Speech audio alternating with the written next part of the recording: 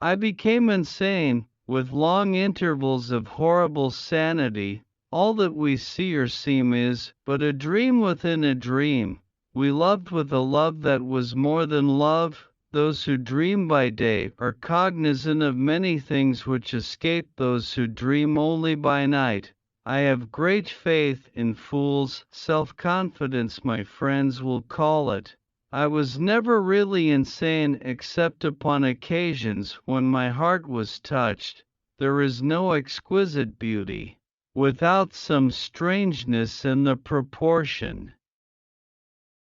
I have absolutely no pleasure in the stimulants in which I sometimes so madly indulge.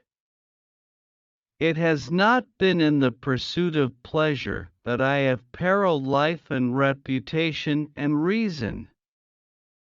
It has been the desperate attempt to escape from torturing memories, from a sense of insupportable loneliness and a dread of some strange impending doom. Believe nothing you hear, and only one half that you see. Once upon a midnight dreary, while I pondered, weak and weary, over many a quaint and curious volume of forgotten lore, while I nodded, nearly napping, suddenly there came a tapping, as of some one gently rapping at my chamber door.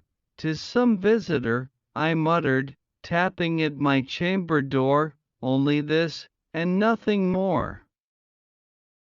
Ah, distinctly I remember it was in the bleak December, and each separate dying ember wrought its ghost upon the floor. Eagerly I wished the morrow, vainly I had sought to borrow from my books surcease of sorrow, sorrow for the lost Lenore, for the rare and radiant maiden whom the angels name Lenore, nameless here forevermore.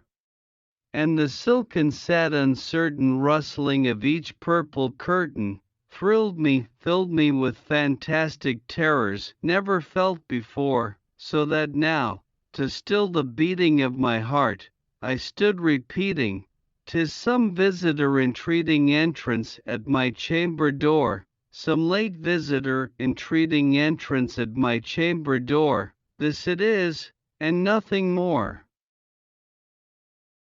Presently my soul grew stronger, hesitating then no longer. "Sir," said I, "or madam, truly your forgiveness I implore, but the fact is I was napping, and so gently you came rapping, and so faintly you came tapping at my chamber door, that I scarce was sure I heard you. Here I opened wide the door, darkness there, and nothing more."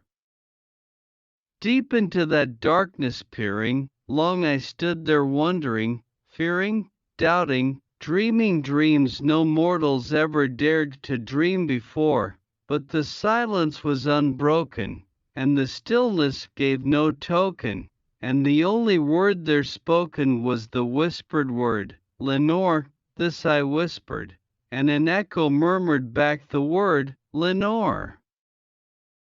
Merely this, and nothing more. Back into the chamber turning, all my soul within me burning, soon again I heard a tapping somewhat louder than before. "Surely," said I, "surely that is something at my window lattice. Let me see, then, what thereat is, and this mystery explore.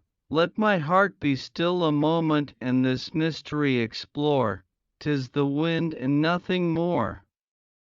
Open here I flung the shutter, when, with many a flirt and flutter, in there stepped a stately raven of the saintly days of yore. Not the least obeisance made he, not a minute stopped or stayed he, but, with mien of lord or lady, perched above my chamber door, perched upon a bust of Pallas just above my chamber door, perched, and sat, and nothing more.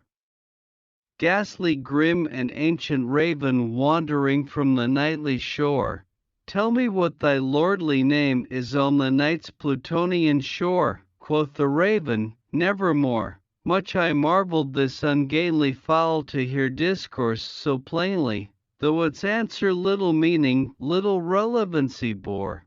For we cannot help agreeing that no living human being ever yet was blessed with seeing bird above his chamber door, bird or beast upon the sculptured bust above his chamber door, with such name as Nevermore. From childhood's hour I have not been. As others were, I have not seen. As others saw, I could not awaken my heart to joy at the same tone.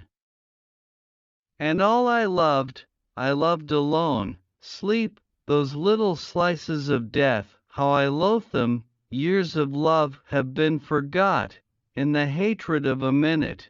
Never to suffer would never to have been blessed. Edgar Allan Poe.